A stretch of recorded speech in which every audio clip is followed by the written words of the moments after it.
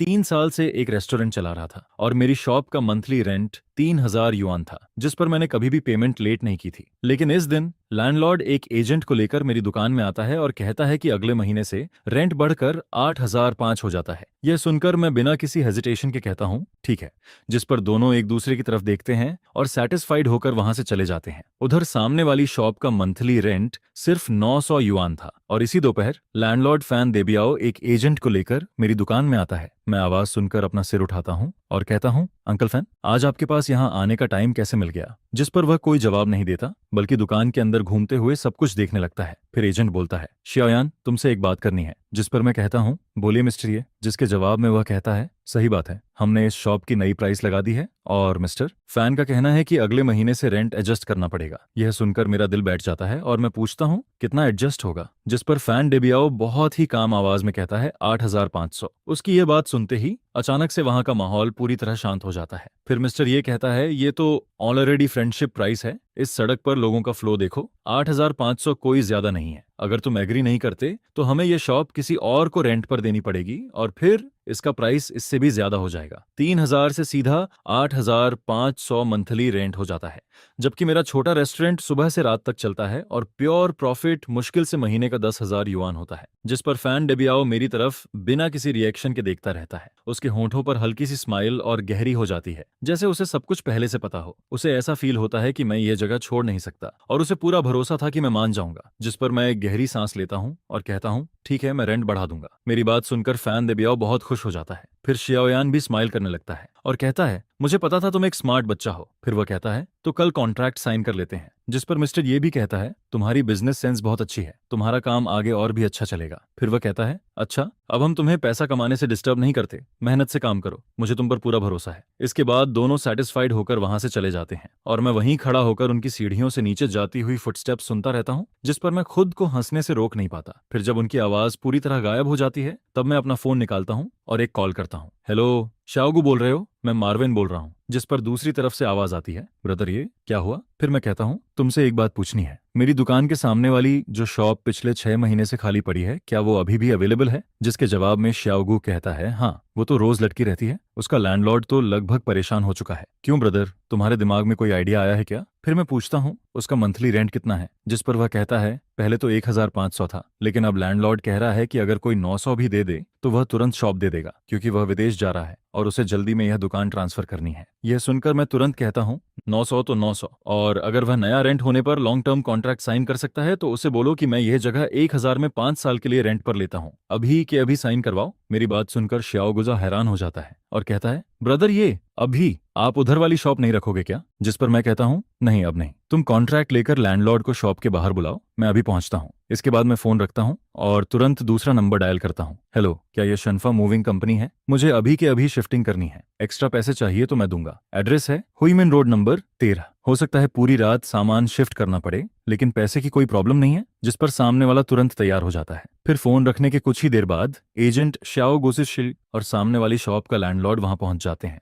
मैं भी उसी समय वहां पहुंचता हूं। सामने वाली शॉप का लैंडलॉर्ड करीब 50 साल का आदमी था। वह मुझे देखकर पूछता है, तुम ये जगह रेंट पर लेना चाहते हो? जिस पर मैं कहता हूँ, हाँ, मैं ही रेंट पर लेना चाहता हूँ। फिर श्याओ गुज भी उसके पास खड़ा होकर कहता है, ब्रदर लियू यही हैं ब्रदर ये, जिनके बारे में मैंने आपको बताया था। ये सामने रेस्टोरेंट चलाते हैं, इनका बिजनेस बहुत अच्छा चलता है, बिल्कुल भरोसेमंद इंसान है। इसके बाद ब्रदर लियू शॉप का दरवाजा खोलता है। अंदर पूरा खाली पड़ा होता है। यह मेरी शॉप से थोड़ा बड़ा था और इसका लेआउट भी ज्यादा स्क्वायर था। साथ ही यहाँ पानी और बिजली भी पहले से लगी हुई थी। जिस पर ब्रदर लियू थोड़ा शर्माते हुए कहता है, ये जगह काफी समय से खाली पड़ी है। फिर मैं कहता हूँ, ठीक है, 901 महीने और कॉन्ट्रैक्ट 5 साल का, सही है? जिस पर वह कहता है, हाँ बिल्कुल। फिर मैं आगे कहता हूँ, अगर आप सच में 1 महीने का डिपॉजिट और 3 महीने का रेंट एडवांस चाहते हैं तो मैं 1 महीने की जगह 12 महीने एडवांस दे देता हूँ। मेरी ये बात सुनकर ब्रदर लियू और श्याओगुडी शतुथम गुड दोनों शॉक्ड रह जाते हैं। फिर मैं कहता हूँ, मैं हर महीने रेंट देने की टेंशन नहीं लेना चाहता। कॉन्ट्रैक्ट लाए हो ना? अगर सब सही है तो साइन करने के बाद मैं अभी पैसे ट्रांसफर कर देता हूँ। ये सुनकर ब्रदर लियू एक्साइटेड हो जाता है और तुरंत कॉन्ट्रैक्ट निकालता है। जिस पर श्याओगु जल्दी से एक पेन लेकर आता है फिर मैं कॉन्ट्रैक्ट हाथ में लेकर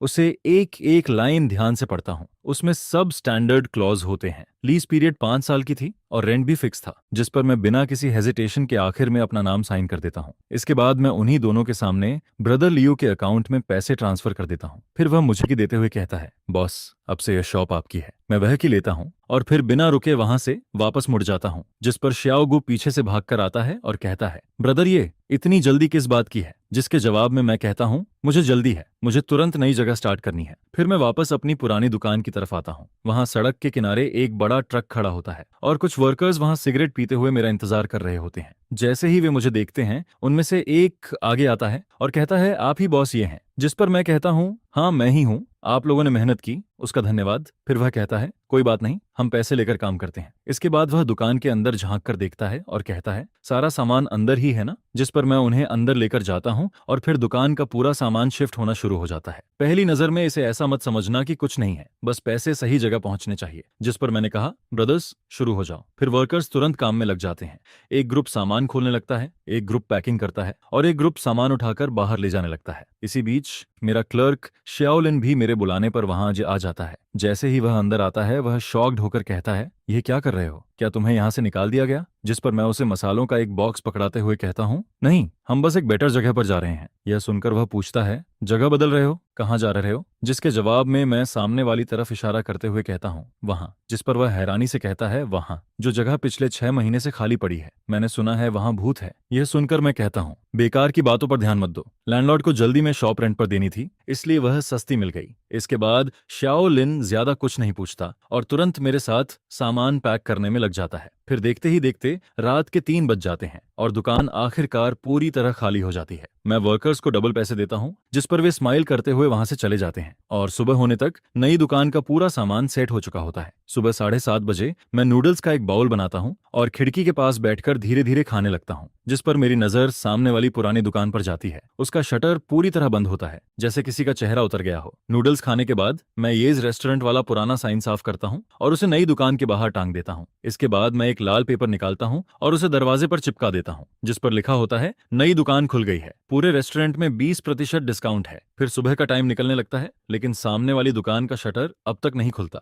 कुछ देर बाद अचानक वहां से शटर उठने की आवाज आती है, जिस पर फैन डेबियाओ शटर ऊपर करता है और फिर अंदर देखते ही पूरी तरह स्टंड रह जाता है, क्योंकि अंदर कुछ भी नहीं होता। वह यकीन नहीं कर पाता और तुरंत दुकान के अंदर भागता है। फिर वह पूरा चक्कर लगाता है और दोबारा बाहर निकल आता है। इसके बाद वह अपना फोन निकालता है। ऐसा लगता है जैसे वह मुझे कॉल करना चाहता हो, लेकिन तभी वह सिर उठाकर सड़क के उस पार देखता है और उसकी नजर मुझ पर पड़ती है। मैं अपनी नई दुकान के बाहर खड़ा होता हूँ, हाथ में गर्म चाय का कप लिए हुए, और उसे बिल्कुल शांत होकर देख रहा होता हूँ। जिस पर उसकी नजर धीरे धीरे मेरे सिर के ऊपर लगे पुराने साइन पर जाती है और फिर दरवाजे पर लगे उस लाल पेपर पर टिक जाती है। यह देखकर उसका चेहरा वहीं का वहीं जम जाता है। इसी बीच मेरी नई दुकान का पहला कस्टमर आ जाता है। वह पास वाली कॉलोनी में रहने वाली आंटली होती है। वह हर सुबह मेरे यहाँ नूडल्स खाने आती है। आंटली मेरी नई दुकान को देखकर हैरान हो जाती है और कहती है, श्योये, तुम यहाँ शिफ्ट हो गए? जिस पर मैं स्माइल करते हुए कहता हूँ, हाँ आंटली, यहाँ जगह ज्यादा बड़ी है और आज 20% डिस्काउंट भी है, लेकिन आपके लिए वही पुराना रेट रहेगा। ये सुनकर आंटली कहती है, डिस्काउंट की क्या जरूरत है? तुम जहां भी जाओगे मैं वहीं आऊंगी। ये सब जरूर तुम्हारे उस ब्लैक हार्ट लैंडलॉर्ड की वजह से हुआ है। जिस पर मैं हल्का सा हंसते हुए कहता हूँ, पता नहीं, शायद वह अभी लाइफ के बारे में सोच रहा होगा। हमारी यह बात फैन डेबियाओ साफ सुन लेता है, जिस पर वह तुरंत सिर घुमाता है और मुझे ऐसे घूरने लगता है जैसे अभी मुझ पर अटैक कर देगा, लेकिन मैं उसे इग्नोर कर देता हूँ और वापस दुकान के अंदर चला जाता हूँ। फिर मैं आंटली से कहता हूँ, आपका नूडल्स अभी आ जाता है। इसके बाद फैन डेबियाओ सड़क के उस पार करीब आधे घंटे तक खड़ा रहता है और तब तक मेरी दुकान में 3 टेबल भर चुके होते हैं। जिस पर एक पुराना कस्टमर कहता है, श्याओये, ये नई दुकान तो पुरानी वाली से भी अच्छी है। मैं सोच रहा था सामने वाली दुकान आज तक खुल क्यों नहीं रही। मैं तो डर गया था, मुझे लगा तुम कहीं भाग गए। फिर दूसरा कस्टमर कहता है, श्याओ ये जैसा खाना बनाता है वह कहीं भी जाकर चमक सकता है। इसके बाद सारे पुराने कस्टमर आपस में बातें करने लगते हैं। वे सब आस पड़ोस के लोग होते हैं जिन्होंने 3 साल से मेरा खाना खाया था और मेरे काम और मेरे नेचर को अच्छे से जानते थे। जिस पर वे सब फैन डेबियाओ की तरफ देखते हैं। उनकी आंखों में उसके लिए थोड़ा कॉन्टेम्प्ट और थोड़ा मजाक साफ दिखता है। आखिरकार फैन डेबियाओ खुद को रोक नहीं पाता। वह गुस्से से भरा चेहरा लेकर सड़क पार करता है और सीधे मेरी नई दुकान की तरफ आने लगता है। यह देखकर जो लोग खाना खा रहे होते हैं वे भी अपने चॉपस्टिक्स नीचे रख देते हैं और दुकान का माहौल अचानक से टेंस हो जाता है। श्याओलिन थोड़ा घबरा जाता है, लेकिन मैं उसे चिंता न करने का इशारा करता हूँ। फिर फैन डेबियाओ मेरे सामने आकर रुकता है, जिस पर मैं कहता हूँ, अंकल फैन क्या बात है? उसका चेहरा गुस्से से पूरा लाल हो चुका होता है। फिर वह दांत पीसते हुए कहता है, तुमने मेरे साथ बहुत गंदी चाल चली है, तुमने मुझे बेवकूफ बनाया है। जिस पर मैं बिल्कुल शांत होकर कहता हूँ, मैंने तुम्हें कैसे बेवकूफ बनाया? ये तो तुमने ही कहा था। अगर मैं एग्री नहीं करता तो यहाँ से चला जाऊं। अब मैं चला गया तो तुम्हें क्या प्रॉब्लम है? यह सुनकर वह गुस्से में कहता है, तुमने ठीक नहीं किया, हमने बात पक्की कर ली थी। जिसके जवाब में मैं कहता हूँ, तुम लोगों ने मुझे पहले बेवकूफ बनाने की कोशिश की। पहली बात, हमने कोई नया कॉन्ट्रैक्ट साइन नहीं किया था, और दूसरी बात, तुम एक एजेंट को लेकर आए थे ताकि मुझ पर प्रेशर डाल सको। अब तुम मुझसे लॉजिक की बात कर रहे हो। क्या तुम्हें यह खुद अजीब नहीं लग रहा? मेरी यह बात सुनकर दुकान में बैठे कस्टमर भी बोलना शुरू कर देते हैं। एक आदमी कहता है, ओल्ड वांग, तुम्हारा ये काम बिल्कुल सही नहीं है। शियाओ तुम्हें हर महीने 3,000 देता था और तुमने एक बार में 8,000 मांग लिए। यह तो सीधा लूटना हुआ। फिर दूसरा आदमी कहता है, सही बात है, तुम्हारा चेहरा तो पहले ही अच्छा नहीं था, लेकिन अब तुम और भी बुरे लग रहे हो। तुम्हें बस ये देखकर जलन हो रही है कि एक जवान लड़का तुमसे ज्यादा अच्छा काम कर रहा है। और फिर वह आगे कहता है, अच्छा हुआ शियाओ के पास दूसरी जगह जाने का ऑप्शन था, नहीं तो तुम्हारे जैसे लोग उसे पूरा निचोड़ लेते। यह सुनकर फैन देबियाओ का चेहरा कभी लाल होता है, कभी सफेद। वह गुस्से में कुछ कहना चाहता है, लेकिन उसे समझ आ जाता है कि अब सब लोग उसके खिलाफ हैं। जिस पर वह मुझे घूरते हुए कहता है, ये चैन, तुम रुक जाओ। क्या तुम्हें लगता है कि यह बात यहीं खत्म हो जाएगी? इस सड़क पर मैं तुम्हें बिजनेस नहीं करने दूंगा। जिसके जवाब में मैं कहता हूँ, ठीक है, मैं इंतजार करूंगा, लेकिन अंकल फैन, एक बात याद रखना, अब यह लॉ वाला सोसाइटी है। अगर तुमने कोई भी गलत काम किया तो मैं किसी भी समय पुलिस को कॉल कर सकता हूँ। इसके बाद मैं कस्टमर्स की तरफ मुड़ता हूँ और कहता हूँ, सॉरी एवरीवन, आपकी मील में डिले हो गया, आज का खाना मेरी तरफ से है। मेरी यह बात सुनते ही पूरी दुकान में शोर मच जाता है। सब लोग जोर जोर से चीयर करने लगते हैं और फैन डेबियाओ दरवाजे पर खड़ा रह जाता है। उसने कुछ सेकंड तक लाइट जलाई रखी और आखिर में घिन से भरा हुआ चेहरा बनाकर कार में बैठ जाता है। फिर एक्सेलरेटर पर जोर से पैर मारता है और वहां से निकल जाता है। मैं उसकी कार को सड़क के मोड़ पर गायब होते हुए देखता रहता हूँ और फिर मेरे चेहरे की स्माइल धीरे धीरे वापस गायब हो जाती है। मुझे पहले से पता था कि फैन देबियाओ इतनी आसानी से ये बात नहीं छोड़ेगा, वह जरूर कोई गंदी चाल चलेगा। जिस पर मैं वापस पीछे वाले कमरे में जाता हूँ। वहां बर्तन में ब्रथ धीरे धीरे उबल रहा होता है और उसे देखते हुए मेरी आंखें धीरे धीरे ठंडी होने लगती हैं। फिर मैं मन ही मन कहता हूँ, जो भी करना है कर लो, अगर खेल खेलना है तो मैं भी आखिर तक खेलूंगा। नई दुकान का बिजनेस बहुत तेज चलने लगता है और इसी वजह से मेरी छोटी सी दुकान अचानक से इंटरनेट पर फेमस चेक इन पॉइंट बन जाती है, जिस पर कई दिनों तक दुकान पूरी तरह भरी रहती है। शाओलिन इतना बिजी हो जाता है कि उसे सांस लेने का भी टाइम नहीं मिलता। फिर मजबूरी में मैं एक आंट को काम पर रखता हूँ जो कस्टमर्स को खाना सर्व करती है। तब जाकर हम किसी तरह काम संभाल पाते हैं। उधर